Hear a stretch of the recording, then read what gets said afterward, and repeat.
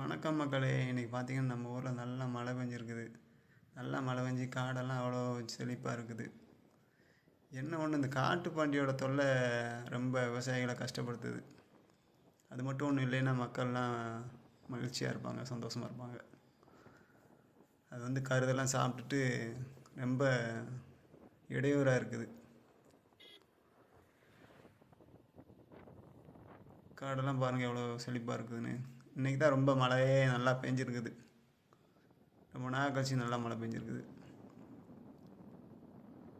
கிராமத்து வாழ்க்கையே அது ஒரு சுகம்தான் மக்களே. அது ஒரு சொர்க்கம் அப்படிங்கிற மாதிரி சொல்லலாம். நகரத்தில் அந்த வாழ்க்கை வாழ முடியாது. நிறைய பேர் எல்லாரோடையும் அந்த வாழ்க்கையை அனுபவிக்க முடியாது.